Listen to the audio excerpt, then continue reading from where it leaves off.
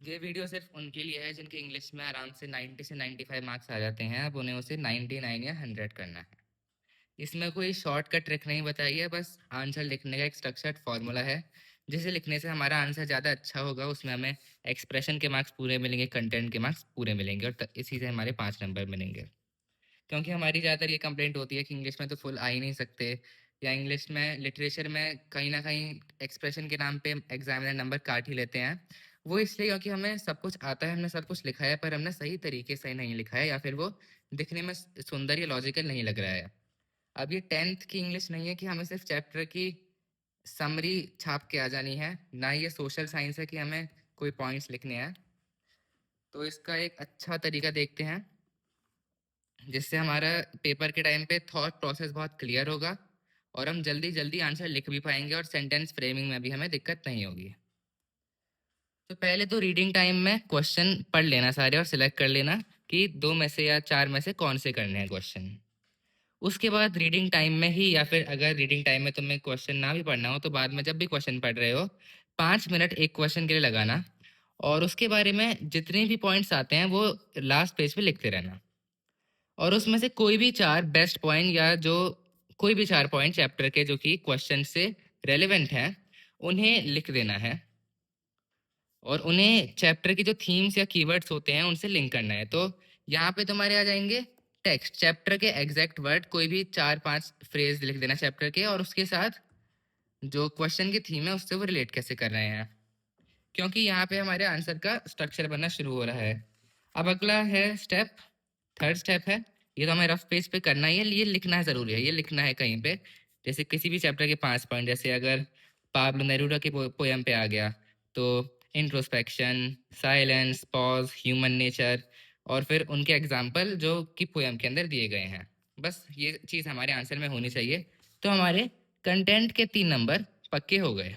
ठीक है, अब देखते हैं ये एक्सप्रेशन जो है, ये नंबर हम ये नंबर कहाँ से लाएं। तो उसके लिए सबसे पहले एक आंसर का मेंटल स्ट्रक्चर बना लो अपने दिमाग में। जैसे कि जो ये 4 पॉइंट है ना, इन्हें हमें सिर्फ 2 पैराग्राफ में लिखना है। एक पैराग्राफ में ये 2 पॉइंट लिख देना, एक पैराग्राफ में ये 2 पॉइंट लिख देना। और ऑर्डर वगैरह किसी से कुछ मतलब नहीं होता, बस आंसर पढ़ने में अच्छा लगना चाहिए, लॉजिकल लगना चाहिए, कोहेरेंट लगना चाहिए। तो वो कैसे, पहले तो इंट्रोडक्शन, ये हमें सबको पता है इंट्रोडक्शन, बॉडी, कंक्लूजन क्या होता है, पर इसमें इसको हमें सही तरीके से यूटिलाइज कैसे करना है। तो पैरा 1 में इनमें से कोई भी 2 पॉइंट लिख देना जो थोड़े साथ साथ के लग रहे हों। तो एक लाइन लिख देना पॉइंट 1 पे, एक लाइन पॉइंट 2 पे, और उसी पैराग्राफ में अगली 2 लाइन में उन दोनों की इंटरप्रिटेशन कर देना कि इससे आंसर, इससे हमारा मतलब क्या है, इससे हमारी इंटरप्रिटेशन क्या है। तो चैप्टर के अंदर का टेक्सचुअल रेफरेंस और उसकी इंटरप्रिटेशन, एक एक लाइन सबकी। तो इससे हमारा पैराग्राफ 1 पूरा हो गया। पैरा 2 में सेम अगले 2 पॉइंट ही कर देना, तो पैराग्राफ भी बढ़ गए, स्ट्रक्चर भी हमारा बहुत अच्छा हो गया, ऑर्गेनाइज हो गया। अब कंक्लूजन में जो क्वेश्चन में पूछा है उसी के वर्ड्स चेंज करके इन सारे पॉइंट्स को एक एक शब्द में लिख के और चैप्टर की थीम्स को 2-3 शब्दों को लिख के कंक्लूजन कर देना। अब ये सब हमें माइंड में सोचना है आंसर लिखने से पहले। तो आंसर लिखने से पहले 5 मिनट तक हमें पेन नहीं उठाना है। अब इससे तुम्हारा राइटिंग टाइम कम या बढ़ भी नहीं रहा, उतना ही टाइम लगेगा जितना नॉर्मल आंसर लिखने में लगता है। क्योंकि अगर तुम बिना सोचे समझे लिखोगे तो लिखते लिखते सोचना पड़ेगा, उससे और डिले होगा, बार बार कटिंग होगी, या फिर तुम बहुत ज़्यादा लंबा आंसर लिख दोगे। अब कुछ लोग कुछ ज़्यादा ही लंबा आंसर लिख देते हैं, उसका मतलब ये होता है कि उन्हें आता नहीं है और बस बड़ा बड़ा के लिख रहे हैं। और अगर आता है भी तो वो इतना एक्स्ट्रा लिख देते हैं कि वो बहुत सारे उसमें रेलेवेंट पॉइंट्स लगते हैं, जिसकी वजह से एक्सप्रेशन में नंबर कट सकते हैं। उसका सॉल्यूशन ये है कि जो भी आंसर शीट है उसको अपनी हैंडराइटिंग के हिसाब से, जैसे मेरी हैंडराइटिंग में एक लाइन में 10 वर्ड आ जाते हैं। अब मुझे वर्ड लिमिट से एक भी शब्द ज़्यादा नहीं लिखना है, वरना मैं अपना टाइम वेस्ट कर रहा हूँ। तो इस तरीके से मुझे सिर्फ मिनिमम काम करना है। तो स्टेप 4 है कि पेज की लाइंस को डिवाइड कर लो। जैसे मैं क्या करता हूँ कि मैंने ये अपना बना रखा है, 2 लाइन में लिखना है इंट्रोडक्शन, 5 लाइन में पहला पैराग्राफ यानी पहले 2 पॉइंट, और 5 लाइन में दूसरा पैराग्राफ जिसमें बाद के 2 पॉइंट आ जाएंगे। टोटल 4 ही पॉइंट लिखने हैं आंसर में, एक भी पॉइंट एक्स्ट्रा मत लिखना। 3 लिख सकते हो, 4 लिख सकते हो, हाँ मिनिमम 3 है, 3 से कम पे नंबर कटेंगे और हम सेफ लेने के लिए 4 लिखने हैं। पर कभी इमरजेंसी में अगर बिल्कुल ही क्वेश्चन समझ नहीं आ रहा, 5 लिख देना, पर कम से कम रखना, जो भी लिख रहे हो कम से कम लिखना है, क्योंकि जितना ज़्यादा होगा उतना ज़्यादा गलत होने के चांसेस ज़्यादा हैं और एक्सप्रेशन में नंबर कटने के चांसेस भी ज़्यादा हैं। फिर अगले 3 लाइन में ये कंक्लूजन लिख देना। तो जैसे मैं क्या करता हूँ, यहाँ से अगर मुझे अपना आंसर शुरू करना है तो यहाँ मैंने एक मतलब पेंसिल से मार्क कर लो, और क्योंकि 2 लाइन में लिखना है तो यहाँ तक मेरा आगे इंट्रोडक्शन है, मुझे इसी के अंदर 2 लाइन फिट करनी है कुछ भी करके। 1-2 शब्द आगे चले जाएँ कोई बात नहीं, पर मुझे इस चीज़ को स्ट्रिक्टली फॉलो करना है, वरना पेपर लिखते टाइम बहुत ज़्यादा कभी-कभी पैनिक सिचुएशन हो जाती है, हम कुछ भी उल्टा-सीधा लिखते रहते हैं जल्दबाजी में, या बहुत ज़्यादा बड़ा-बड़ा लिख देते हैं। वो चीज़ मुझे नहीं करनी है। पेपर लिखते टाइम अपने आप पे भी स्ट्रिक्ट रहो कि ताकि हमारा आंसर बेस्ट हो। हमें फुल नंबर चाहिए इस आंसर में, तो इसमें हम टाइम या किसी भी चीज़ के साथ कॉम्प्रोमाइज़ नहीं कर सकते। अगला मुझे तो ये हो गया हमारा इंट्रोडक्शन का। अगला मुझे 5 लाइन 1, 2, 3, 4, 5, पहला पैराग्राफ 2 पॉइंट इसी में लिखना है। यहाँ पे मुझे 2 पॉइंट लिख देने हैं और यहाँ पे उनकी इंटरप्रिटेशन कर देनी है। अगला पैराग्राफ सेम चीज़, 1, 2, 3, 4, 5, 5 लाइन, और फिर उसके बाद 3 लाइन में कंक्लूजन। तो यहाँ मेरे बिल्कुल 150 वर्ड्स आ गए। अब देखो एक पेज से कम में आ रहे हैं। अब जो लोग 2-3 पेज का आंसर लिख देते हैं तो वो अपना टाइम वेस्ट कर रहे हैं और उनके नंबर कटने के चांसेस ज़्यादा हैं। हाँ, बहुत लोगों के बहुत अच्छे नंबर भी आते हैं, उसमें कोई दिक्कत नहीं है, अच्छी बात है, पर टाइम जाता है, तो हमें टाइम के अंदर भी काम करना सीखना पड़ेगा। तो हमें ये याद रखना कि एक पेज में ही अपना पूरा आंसर फिट कर दो और पैराग्राफ्स में अच्छे से डिवाइड करो, ताकि कोई स्ट्रक्चर दिखाई दे हमारे आंसर में। तो बहुत लॉजिकली फॉलो होता है इंट्रोडक्शन, उसके बाद 2 पॉइंट, उसके बाद 2 पॉइंट का इंटरप्रिटेशन, उसके बाद अगले 2 पॉइंट, उसके बाद उनकी इंटरप्रिटेशन, और थीम में सब कुछ कंक्लूजन में सब कुछ कंबाइन कर दो, चैप्टर की थीम और जो पॉइंट्स लिखे हैं 3 लाइन्स में। तो ये था हमारा 5वां स्टेप, जो कि था लिखना।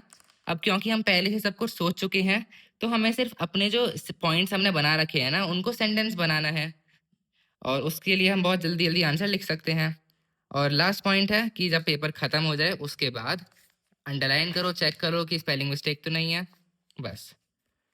और पूरे टाइम याद रखना कि सब कुछ बिल्कुल मिनिमम और कंसाइज होना चाहिए, एग्जैक्टली जो पूछा है वही आंसर में हो, और बहुत छोटा आंसर लिखना है। 150 वर्ड्स लिखने हैं तो 150 वर्ड्स ही लिखने हैं, उससे एक भी वर्ड ज़्यादा मत लिख के आना, थोड़ा कम चलेगा।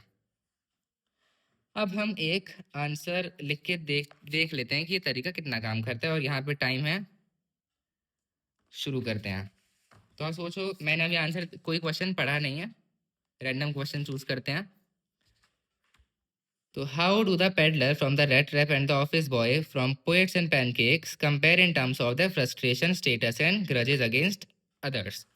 तो पहला पॉइंट जो मैंने बताया था कि आंसर अच्छे से रीड करना है, तो इसमें मुझे रीड करके क्या पता चला, एक तो हमें पेडलर का कैरेक्टर है और ऑफिस बॉय का, इन्हें कंपेयर करना है।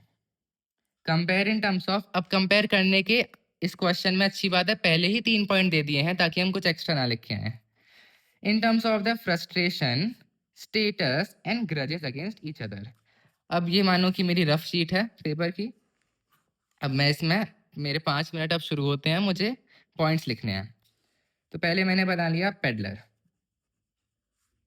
और ऑफिस बॉय। अब फ्रस्ट्रेशन लिखनी है इनकी, और इनका स्टेटस लिखना है, ग्रजेस लिखनी है। तो पेडलर की फ्रस्ट्रेशन क्या थी कि वो दुनिया को हेट करता था, वर्ल्ड को रैट रैप समझता था। चलो रैट रैप बढ़िया आंसर, हमारा एक की पॉइंट भी यूज हो जाएगा। और एक और फ्रस्ट्रेशन क्या थी, पॉवर्टी हो गई उसकी।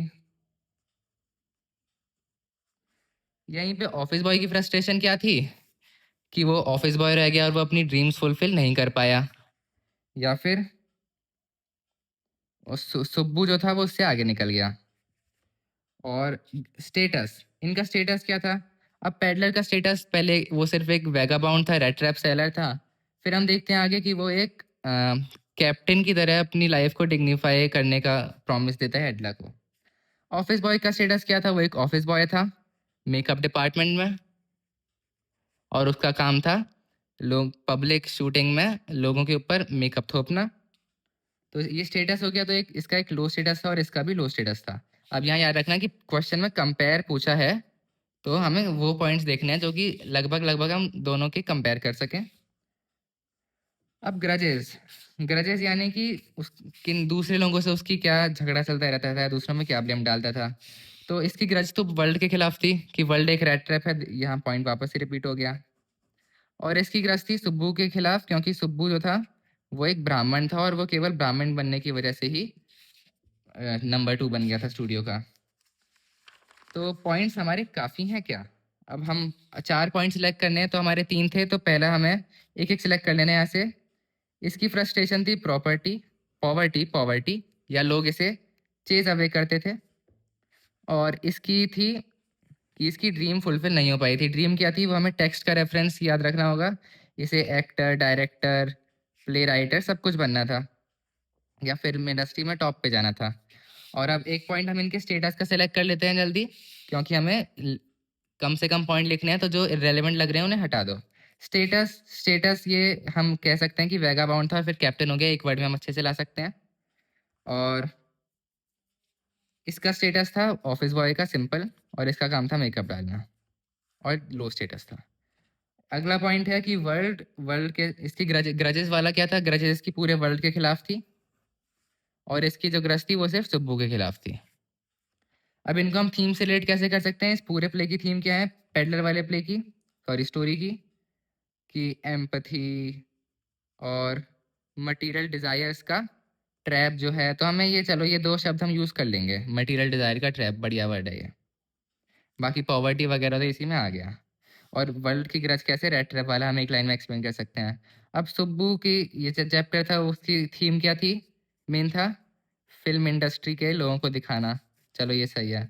एक थीम आ जाती है यहाँ पे, ड्रीम वर्सेस रियलिटी, केवल ऑफिस बॉय के कॉन्टेक्स्ट में। तो हम ऐसी कुछ चीज़ भी यूज़ कर सकते हैं, आंसर में आगे देखेंगे कैसे। और लास्ट, चलो इतना चलेगा, बहुत है इतना। अब हमारे 5 मिनट से कम ही टाइम गया है, तब से 2 मिनट ही गए हैं शायद, या ज़्यादा चले गए पता नहीं। कोई बात नहीं, अब हम लिखते हैं, आंसर लिखना शुरू करते हैं। अब बिल्कुल ना, जब भी तुम आंसर राइटिंग की प्रैक्टिस कर रहे हो ना, बिल्कुल पैनिक में करना, कि पेपर के टाइम पे पैनिक हो सकता है बहुत आराम से, तो उसमें लिखना आना चाहिए। अब हमारे पास पॉइंट्स हैं, अब हम चलो इंट्रोडक्शन समझ लेते हैं क्या लिखेंगे। इंट्रोडक्शन में हम लिख देंगे मटेरियल डिज़ायर और फिल्म इंडस्ट्री, और ड्रीम वर्सेस रियलिटी देखते हैं, बाद में लिखते लिखते देखेंगे। हमें बस 1-2 लाइन में इंट्रोडक्शन लिखना है। पैराग्राफ 1 और 2 में, तो हम चलो 3 पैराग्राफ कर लेते हैं इसमें, क्योंकि ये अलग क्वेश्चन है, बस हम हर पैराग्राफ में 2-2 लाइन लिखेंगे। तो पहला फ्रस्ट्रेशन कंपेयर करेंगे, उनकी फ्रस्ट्रेशन कंपेयर कर लेंगे, साथ में इंटरप्रेट भी करना है, तो उसी लाइन में इंटरप्रेट भी कर लेंगे। फिर हमें स्टेटस करना है, फिर हमें ग्रेजेस करनी है। चलो शुरू करते हैं आंसर लिखना, और कंक्लूजन हम पूरा लिखने के बाद देख लेंगे क्या लिखना है। तो ये क्वेश्चन था 12 का ए पार्ट। शुरू करते हैं, 5 मिनट में या 10 मिनट भी हो जाए तो भी बहुत चलेगा, इतनी कोई टाइम की कमी नहीं है। पेपर में भी इतनी टाइम की कमी नहीं पड़ेगी अगर तुम अच्छे से अपना टाइम मैनेज करोगे। चलिए शुरू करते हैं। तो इंट्रोडक्शन में, peddler from red trap and office boy, एक तो कॉमन लाइन है कि द रेड ट्रैप बाई, क्या नाम था, सेल्मा लैंगरलोफ। कुछ और नाम हो सकता है, पता नहीं, कोई बात नहीं, पर पेपर में तभी नाम लिखना जब अच्छी अच्छी स्पेलिंग आती हो। And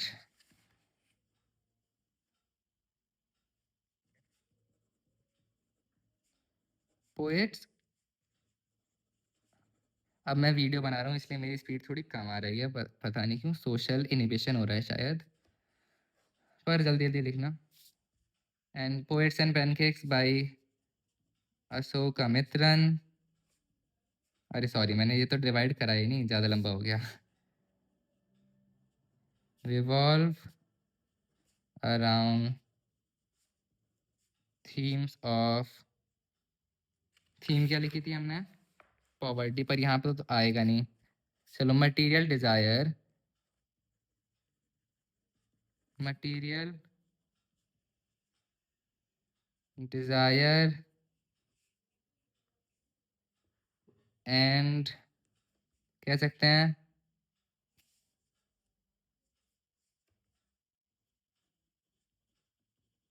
unfulfilled dreams respectively. इतना अच्छा नहीं है पर इंट्रोडक्शन के लिए इतना चलेगा। चलो एक लाइन हमारी यहाँ एक्स्ट्रा हो गई। अब हमें देखते हैं 3 लाइन में हमें लिख देनी है फ्रस्ट्रेशन की बात पूरी लिख देनी है 3 लाइन में। तो फ्रस्ट्रेशन पहले पैडलर से शुरू करते हैं। In the rat trap frustration,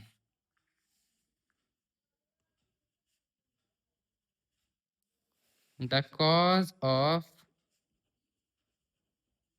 the peddlers frustration is his poverty and alienation, यानी वो लोगों से दूर है। अब हम लिख देते हैं ऑफिस बॉय। इसी में कंटिन्यू कर देते हैं।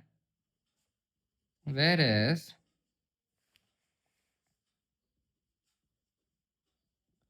the office boy is dissatisfied as he could not fulfill his dream to be a prominent figure in the film industry। अब यहाँ हम ऐड कर सकते थे इसके पॉइंट्स भी कि एक्टर डायरेक्टर, पर चलो हमारा काम हो गया तो हम यहाँ छोड़ देते हैं। अब अगला था status. In terms of status 3 line लिख देंगे अभी। Status, the peddler is a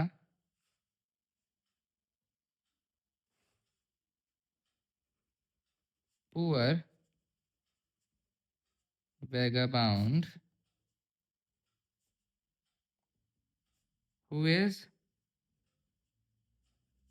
chased away, हमने बुक की लाइन यूज कर ली, थोड़ा अच्छा हो जाएगा, by people but Adlas empathy and compassion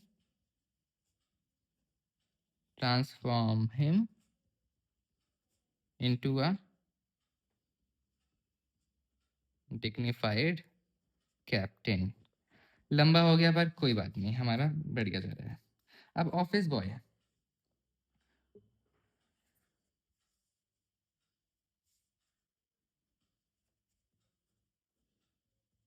the office boy remains at the lowest post in the makeup department and his only work is to slap makeup on crowd players। अब यहाँ interpretation हम कैसे करेंगे अगले में निकाल देंगे, grudges वाले पॉइंट में। ग्रजेस में अब 3 4, चलो कोई थोड़ा बड़ा चलेगा।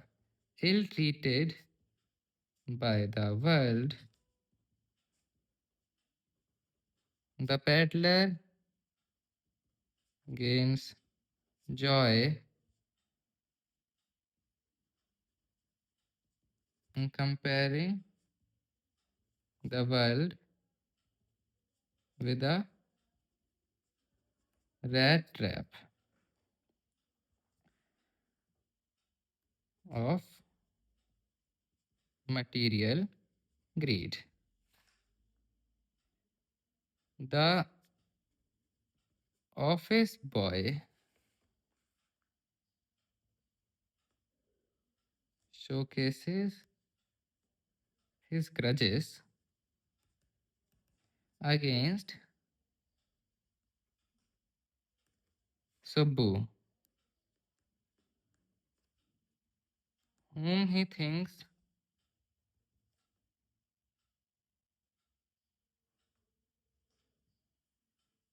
whom he thinks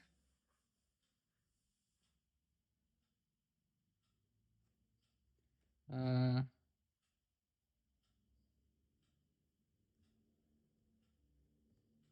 not qualifying for being the number 2 but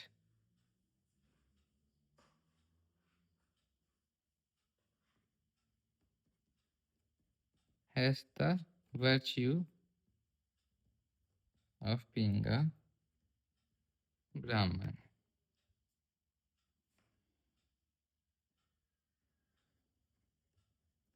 He does not accept his own lack of talent.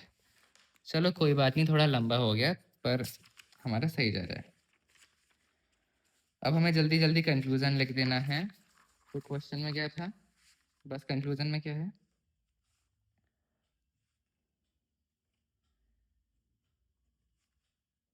The peddler earlier blamed the world but kindness transformed him into a compassionate man, whereas the office boy continues to blame virtue and Subbu for all his woes. तो ये हमारा conclusion भी हो गया। देखो 10 minute लगे इसे लिखने में, तो टोटल हमारा 10 मिनट से कम लगे, तो टोटल हमारा एक हम कहेंगे 15 मिनट के अंदर ही अच्छे से हो गया। अब हमें नॉर्मल लिखने में 15 मिनट ही लगते हैं इस चीज़ को, पर हमने 5 मिनट थोड़ा सोच लिया, उसकी वजह से हमारा आंसर बहुत अच्छा लिखा गया है। अब देखो ये हमारा 5th स्टेप हो गया था। अब जल्दी जल्दी हम रिवाइज करते हैं जो हमारा 6th स्टेप है।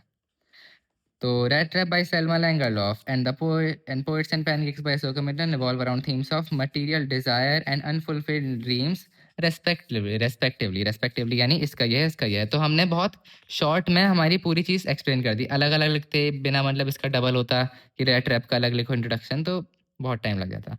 शॉर्ट में लिखा हमने। अगला देखते हैं the Rat Trap the cause of the peddlers frustration. तो फ्रस्ट्रेशन पूछा है क्वेश्चन में, अंडरलाइन कर देते हैं, it is poverty and alienation. Office boy is dissatisfied as he could not fulfill his dream to be a prominent figure in the film industry. यहाँ पे तुम डायरेक्टर एक्सेट्रा वो लिख सकते हो prominent figure की जगह, बस ज़्यादा लंबा ना होता है। In terms of status, अब status का पॉइंट आ गया। The peddler is a poor vagabond which chased away, जो चैप्टर की लाइन एग्जैक्ट यूज करी है कोट्स में, उन्हें भी अंडरलाइन कर देना। By people but Adler's empathy, अब ये पूरे चैप्टर का मेन थीम यही है, एडला की empathy and compassion transform him into a dignified captain. तो स्टेटस उसका इंप्रूव हो गया। The office boy remains at the lowest post, अभी भी है lowest post in the makeup department and his only work is to slap makeup. ये slap एक pun use करा था चैप्टर के अंदर, तो ये अंडरलाइन कर देना। On crowd players, ill treated by the world, the peddler gains joy in comparing the world with a rat trap of material greed। अब ये ill treated है तो इसका ग्रज मतलब वो ब्लेम कैसे कर रहा है वर्ल्ड के ऊपर, क्योंकि वर्ल्ड ने उसके साथ गलत किया तो वो उसके साथ गलत करेगा। The office boy showcases his grudges against Subbu whom he thinks not qualifying for being the number 2, whom he thinks not, ऐसे कर देना, whom he thinks does not qualify for being the number 2। ये सही है, थोड़े grammatical unfit सा बैठा था वो, तो रिवीजन के टाइम में ऐसे इंप्रूव भी कर सकते हैं अगर हम स्पेस छोड़ के लिखते हैं। whom he thinks does not qualify for being the number 2 but has the virtue of being a Brahman, he does not accept his own lack of talent। ही की जगह हम लिख सकते हैं यहाँ कि थोड़ा मीनिंग सुब्बू से कंफ्यूज हो रखता है। The office boy does not accept his own lack of talent. अब यहाँ कोई डिबेट नहीं चल रही कि पेडलर अच्छा कि ऑफिस बॉय अच्छा, बस हमें आंसर लिख के आ जाना है और पॉइंट्स होने चाहिए, उस पर नंबर मिलेंगे। अब कंक्लूजन आ गया, the peddler earlier blame the world but kindness transformed him, तो kindness transformed him into a compassionate man, whereas the office boy गलती हो गई, कंटिन्यूज टू ब्लेम, वर्च्यू की जगह फेट लिख सकते हैं यहाँ, blame fate and Subbu for all his woes. तो ये एक तरह से हमारा कॉन्ट्रास्ट यहाँ पे आ गया। अब देखते हैं हमारे इसमें नंबर कितने आते हैं। तो टोटल 15 मिनट के अंदर हमारा चेक भी हो गया, हमने पॉइंट्स भी लिख लिया। अब देखते हैं मार्किंग स्कीम में क्या चीज़ है। तो ये कौन सा 12A है, तो 12 है। देखो इसमें क्या लिखा है, मार्किंग स्कीम पढ़नी आनी चाहिए क्योंकि अभी प्रैक्टिस कर रहे हो ना, मार्किंग स्कीम से अपने आंसर चेक करना। पहले क्या लिखा है, कंटेंट के 3 नंबर, एक्सप्रेशन के 2 नंबर। तो कंटेंट में हमारे 3 पॉइंट हैं, बढ़िया 3 नंबर हो गए। अब यहाँ देखो, both characters are disgruntled with their situations in life. अरे ये क्या है, पेडलर पुअर वर्ड आ रहा है हमारे में, होमलेस वैगabond भी आ रहा है, was treated badly by society and lived hand to mouth, derived pleasure in considering the world as a rat trap and people suffering as rats, took sadistic pleasure in thinking ill of others। तो हमारा Adler वाला point addition हो गया, इसमें ज़रूरत नहीं थी, पर बाकी पॉइंट हमारे आ रहे हैं। अब office boy aspire to be an actor, director, तो वो चीज़ लिखनी चलो कर चलेगा, but ended up being an office boy. ये frustrated at his inherent talent being ignored, under valued, side line, तो भाई सुब्बू को मतलब कि इसे लगा कि ये टैलेंटेड है, कोई बात नहीं। Felt resentment against Subbu the number 2 who felt had the advantage because of his cast and sycophant nature. तो हमारा आंसर थोड़ा सा इससे अलग है, पर क्योंकि इसमें देखो नीचे लिखा है any 3 with at least 1 from each character, तो हमारे पास इसमें से ये पुअर वाला पॉइंट तो है और प्लेजर वाला भी है और इसके ड्रीम अनफुलफिल्ड रहेगा ये भी है, और सुब्बू को वो करता था वो भी है। तो हमारे देखो हमने इतने सारे पॉइंट लिखे, तो कोई 3 और मिनिमम किसी के 1, ये चीज़ हमारा आ रहा है, तो हमारे कंटेंट में 2 नंबर हैं इसमें। अब देखो एक बार वापस पढ़ते हैं और नंबर देते हैं एक्सप्रेशन के साथ साथ। तो the rat trap by Selma, पहले तो हमारी प्रेजेंटेशन अच्छी है, हमारा स्ट्रक्चर लग रहा है, कंक्लूजन अलग से लिखा है, इंट्रोडक्शन है, तो एक्सप्रेशन के नंबर उसे एग्जामिनर को लगी जाएगा कि अच्छा लिखा है तो दे सकते हैं, और कोई हमारी स्पेलिंग मिस्टेक नहीं होनी चाहिए, बस इसका पता नहीं क्या है। The rat trap by Selma Lagerlof and the poets and pancakes by Asokamitran revolve around themes of material desire and unfulfilled dreams and respectability. सही है। और पॉवर्टी का पॉइंट आ गया और इसका डिससेटिस्फेक्शन आ गया। अब यहाँ पर हम ऐड कर सकते थे कि एक्टर, डायरेक्टर, तो वो चीज़ ज़्यादा अच्छी रहती, पर इसमें ज़्यादा दिक्कत नहीं है, पर वो ज़्यादा अच्छी रहती। तो अगर प्रैक्टिस जब कर रहे हो, इसलिए मार्किंग स्कीम के साथ अपना कंपेयर भी करते रहो कि हम इम्प्रूव कहाँ कहाँ करेंगे। और चेज अवे आ गया कि लोगों से भगाते थे। अब यहाँ हम एक इंटरप्रिटेशन का पॉइंट डाल सकते थे कि ही वॉज इल ट्रीटेड, पर इल ट्रीटेड तो हमारा आ ही गया ना, तो वो चलेगा। और ये चीज़ तो आंसर में थी नहीं, पर चलेगा। और ये remains as the office boy, और सुब्बू का पॉइंट्स आ गया। तो कंटेंट में हमारे 3 हैं और एक्सप्रेशन में हमारे कुछ मिसिंग चीज़ें हैं इसमें, पर हमारा आंसर अच्छा है। Blame the world but kindness transformed compassion में। अब इसमें देखो 2 आ सकता है। ये मैं खुद चेक कर रहा हूँ, मैं टीचर तो हूँ नहीं, पर मेरे हिसाब से अच्छा आंसर लिखा गया। तो अब ये थी आंसर राइटिंग की बात, थोड़ी और बात कर लेते हैं। अब देखो आंसर राइटिंग तुम्हें इम्प्रूव करने के लिए क्या करना है, बता दिया, सिर्फ केवल 4 पॉइंट लिखने हैं आंसर में। उसके लिए बुक रीड करना और बुक में से बस हाईलाइट कर लेना है, अपने किसी कोई और कॉपी में थोड़े थोड़े पॉइंट यूज़ कर लेना जो कि तुम्हें पहले से याद हैं और तुम आंसर में लिख सकते हो। जैसे मैंने कुछ कर रखे हैं, मैंने तो बहुत सारे कर रखे हैं। अरे ये तो अलग हो गया। जैसे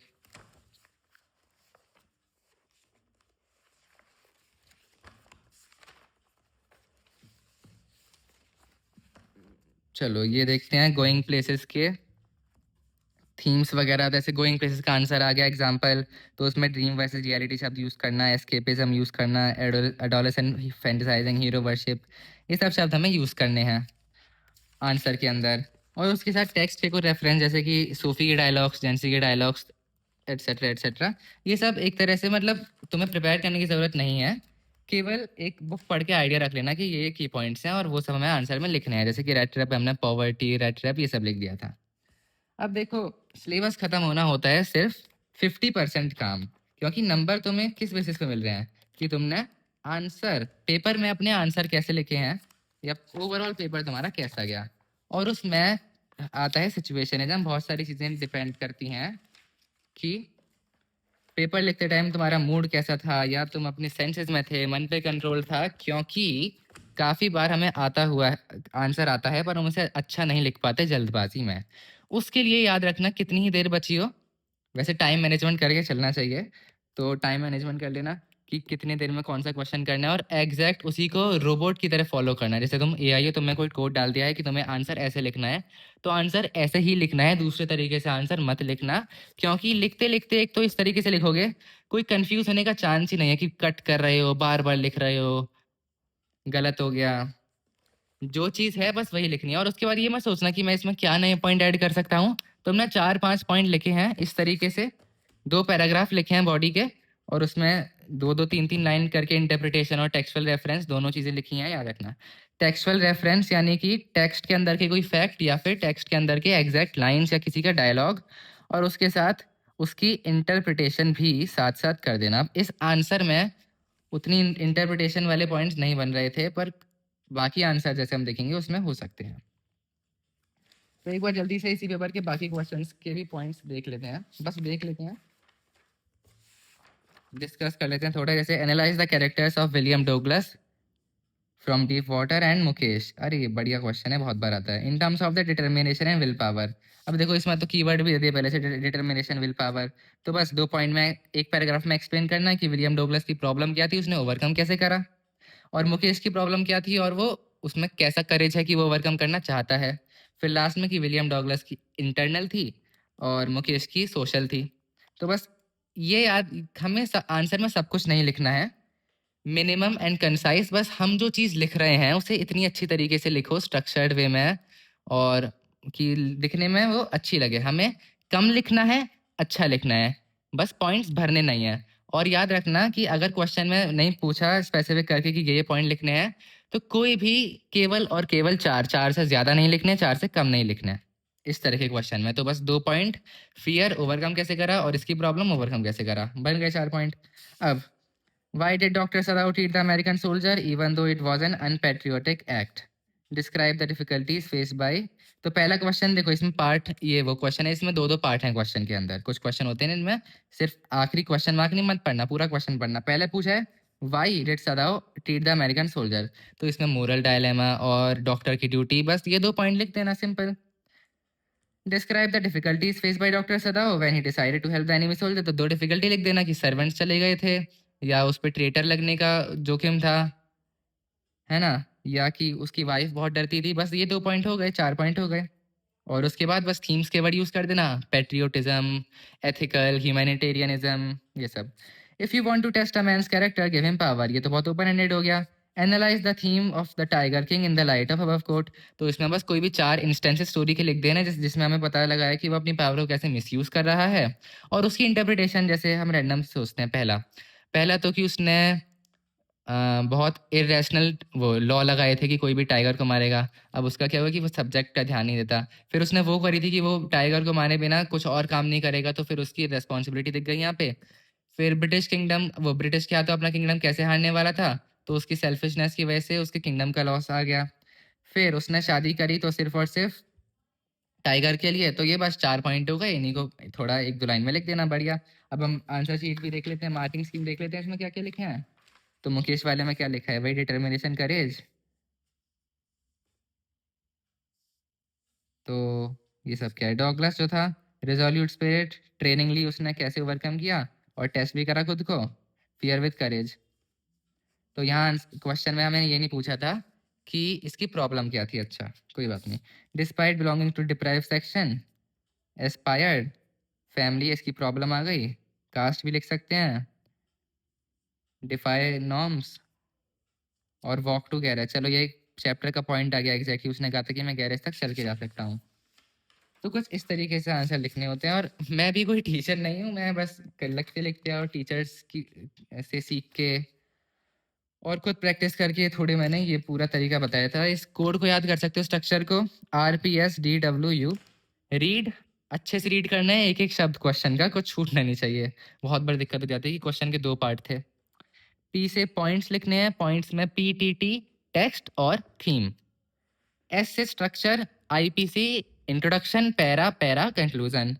डी से डिवाइड, ये लाइन डिवाइड करने का तरीका बहुत ज़रूरी है ताकि हम पेपर में लंबे लंबे आंसर नहीं लिखें, हमें छोटे से छोटा आंसर लिखना है, ये याद रखना। और डिवाइड फिर डब्ल्यू से राइट और यू से अंडरलाइन। अब यही सेम चीज़ हम लेटर टू एडिटर में यूज़ कर सकते हैं अगर हमें जॉब एप्लीकेशन ना लिखनी हो, कि जल्दी जल्दी 4-5 पॉइंट जो भी दिमाग में आने हैं बस वो लिख दो और बस उन्हीं के ऊपर तुम्हें अपनी लाइंस फॉर्म करनी है पेपर में। तो तुम्हारा जो लिखने वाला पार्ट होता है वो सिर्फ जॉइनिंग या फिल इन द ब्लैंक जैसा हो जाता है कि तुम्हारे पास पॉइंट्स हैं, बस तुम्हें एसएमआर लगाना है। रिपोर्ट में भी सेम चीज़ यूज़ कर सकते हैं, आर्टिकल में भी। तो जो भी लंबे लंबे 5 नंबर के लिखने वाले क्वेश्चन हैं उनमें पहले से स्ट्रक्चर अपने दिमाग में सोच के रखो और आंसर होना चाहिए मिनिमम ऑफ एंड कंसाइज। अब एक और इम्पॉर्टेंट चीज़ जो आंसर राइटिंग से रिलेटेड नहीं है पर क्योंकि पेपर लिखते टाइम हमारा पूरा पेपर खत्म होना चाहिए, उसके लिए टाइम मैनेजमेंट। तो अपना टाइम ऐसे डिवाइड करो कि 2 घंटे में पेपर कर लो, क्योंकि बिल्कुल 2 घंटे में नहीं हो सकता बट ट्राई करो करने का। तो उसके लिए तुम्हारे 15-15 मिनट तो इसी में लग गए, 1 घंटा दो, 1 घंटे में हो जाएगा पूरा लिटरेचर का सेक्शन और आधे घंटे में आराम से हो सकता है अनसीन पैसेज और आधा घंटे 40 मिनट ज़्यादा से ज़्यादा लगेगा राइटिंग सेक्शन में, अगर इस तरीके को फॉलो करोगे और जल्दी जल्दी लिखोगे सब कुछ तो। अब कुछ लोग कहते हैं कि सी से शुरू करो माइंड फ्रेश रहता है, बी से शुरू करो आसान रहता है, या हम कन्वेंशनल तो ऐसे शुरू करते हैं। तो इसका एकमात्र सॉल्यूशन है कि अगले 3 दिनों में तुम्हें रोज एक एक पेपर करना है तीनों तरीके से। एक में ए से शुरू करो, एक में बी से शुरू करो, एक में सी से शुरू करो और तुम्हें बेस्ट तरीका जो लग रहा है जिसमें तुम्हारा टाइम यूज़ हो रहा है उस तरीके से करो। अब मैं अपना तरीका बताऊं तो मैंने आज करा था कि सी बी ऐसे करा था, पर उससे क्या हुआ कि सी के टाइम पे ना मैं बिल्कुल पेपर देने वाले मूड में ही नहीं था, तो मेरे जो लॉन्ग आंसर थे वो मैंने बहुत ख़राब लिखे। वो तो बाद में टाइम बच गया था इसलिए मैंने जल्दी जल्दी करके वापस नए आंसर बना के लिख दिए इस तरीके की वजह से केवल और पर क्योंकि जो ए है वो हमारा बहुत जल्दी होगा और उसे बात करो लेट करो जल्दी करो उतना ही टाइम लगने वाला है, आधा घंटा लग जाएगा, 15-15 मिनट हर सीन के लिए। तो वो स्टार्टिंग में करो सही रहेगा, क्योंकि स्टार्टिंग में छोटा काम करो, लेंदी चीज़ बाद के लिए छोड़ दो, अच्छे से लिखनी है। लोग उल्टा कहते हैं कि बड़ा काम पहले करो ताकि अच्छी राइटिंग आए, पर हमें अच्छी राइटिंग नहीं लानी है, हमें पेपर जल्दी ख़त्म करना है। तो मेरा तरीका मैं कल ये ट्राई करूँगा कि मैं स्टार्ट ए से करूँगा, उसके बाद नॉर्मल बी करूँगा, फिर सी करूँगा। बहुत मतलब बहुत स्मूथली पेपर चलता रहता है। तो थैंक यू। इस चीज़ का स्क्रीनशॉट लेना चाहें तो ले लें, ऊपर करके दिखा देता हूँ, क्योंकि ये तरीका बहुत काम का है पेपर में। हाँ, ये 10th की बुक मेरे भाई की है, मैं 12th में ही हूँ। और इसी तरीके से लिखना है एग्जैक्ट, तो कोई पॉइंट मिस नहीं होगा और फुल नंबर मिलेंगे, कंटेंट के भी एक्सप्रेशन के भी। और टाइम भी बचेगा क्योंकि सोचने का टाइम बचेगा और लिखते टाइम तुम फ्रस्ट्रेटेड या पैनिक नहीं करोगे क्योंकि तुम्हें पता है कि तुम जो लिख रहे हो सही लिख रहे हो। Thank you, all the best.